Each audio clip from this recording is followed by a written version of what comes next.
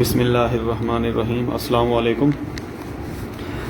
سب سے پہلے جی میں آپ کو قرآن پاک کی ایک آیت پڑھ کے سنا دیتا ہوں، اور اس کے بعد ایک حدیث کا مفہوم، اور اس کے بعد ایک قول مبارک ہے، وہ آپ ذرا سن لیجئے، پھر بات کرتے ہیں۔ آیت مبارکہ ہے جی سورۃ النساء کی یہ آیت ہے، وَمَن يَقْتُلْ مُؤْمِنًا مُتَعَمِّدًا فَجَزَاؤُهُ جَهَنَّمُ خَالِدًا فِيهَا وَغَضِبَ اللَّهُ عَلَيْهِ وَلَعَنَهُ وَأَعَدَّ لَهُ عَذَابًا عَظِيمًا۔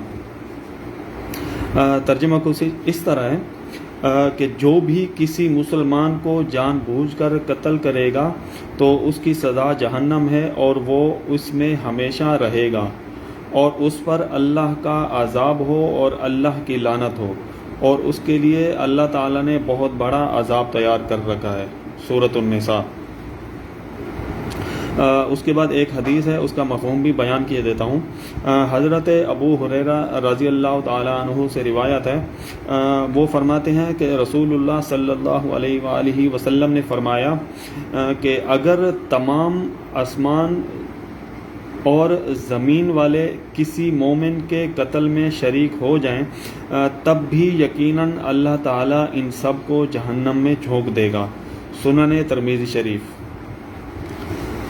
اس کے بعد ایک اور قول مبارک ہے، مجھے اتنی تکلیف کربلا میں نہیں ہوئی جتنی کوفہ والوں کی خاموشی پر ہوئی۔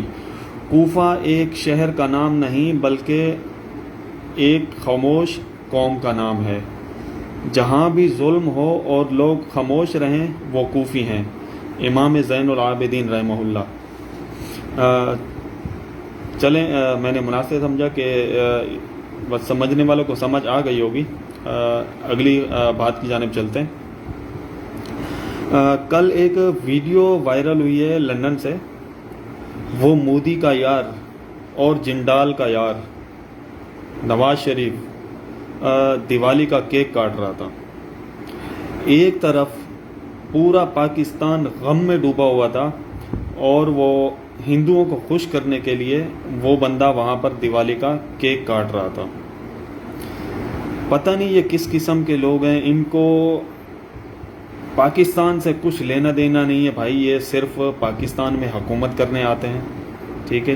باقی ان کا پاکستان کے ساتھ کوئی تعلق نہیں ہے۔ کوئی اس میں مرے جیے، برباد ہو، ذلیل ہو، جس حال میں بھی ہو، ان کو اس سے کوئی سروکار نہیں ہے۔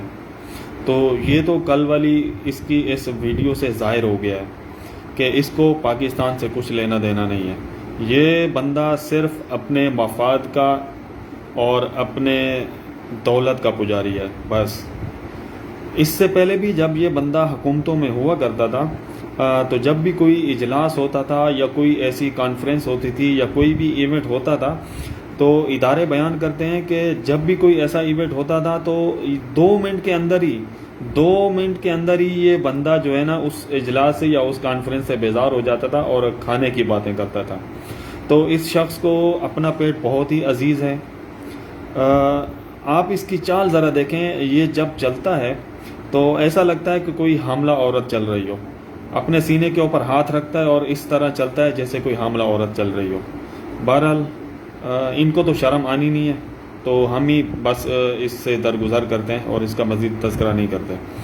اگلی خبر کی جانب چلتے ہیں۔ کل ایک تصویر وائرل ہوئی ہے جس میں پاکستانی حکام کینیا کے اندر بیٹھے ہوئے ہیں ارشد شریف کی باڈی کے حوالے سے، یعنی کہ وہ لوگ جو ارشد شریف صاحب کی باڈی لینے کے لیے کینیا گئے ہوئے ہیں وہ بات چیت کر رہے تھے، لیکن بات چیت کے دوران ان سب کے ہاتھوں میں موبائل تھا اور وہ کینڈی کرش گیم کھیلتے ہوئے نظر آئے۔ تو یہ تو بے حسی کی انتہا ہے اور ذلالت کی انتہا ہے۔ مجھے افسوس ہوا جب میں نے ان کی یہ تصویر دیکھی، تو مجھے تو ایسا افسوس ہوا کہ میں لفظوں میں بیان کرنا میرے لیے ممکن نہیں ہے۔ اس قدر بے حسی اور اس قدر ذلالت۔ اور اب سے کچھ دیر پہلے مریم نے ایک تصویر شیئر کی ہے سوشل میڈیا کے اوپر۔ ایک طرف اس نے کلثوم نواز کی ڈی پی لگائی ہوئی تھی جس میں وہ ہاسپٹل میں ایک بیڈ کے اوپر پڑی ہوئی ہیں، اور دوسری طرف ارشد شریف کا تابوت، اس نے اس تابوت کی تصویر لگائی ہوئی تھی۔ تو یہ تو ان کی سوچ ہے، اور یہ اپنے آپ کو بہت اعلیٰ درجے کا انسان سمجھتے ہیں.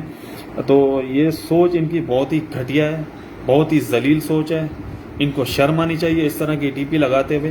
بھائی وہ شہید پاکستان ہے, وہ شہیدوں کا خون ہے. اس کے بارے میں کوئی تھوڑا سا بھی زہر اگلے گا تو میں کیا پورا پاکستان میں کوئی بھی بندہ اس چیز کو برداشت نہیں کرے گا. تو مریم نواز شریف کو اس وقت بھی مناسب نہیں تھا کہ یہ اس طرح کی کوئی ٹی پی لگاتی, لیکن اس نے بے شرمی کی حد پار کی اور اس طرح کی ٹی پی لگائی. بس اسی کے ساتھ ہی اجازت چاہوں گا اس دعا کے ساتھ, یا اللہ پاکستان کی حفاظت فرما, اور جو لوگ زبردستی اس ملک کے اوپر مسلط کیے گئے ان سے ہمیں نجات دے, اور پاکستان کی ان سے حفاظت فرما. آمین ثم آمین. فی امان اللہ. اللہ حافظ.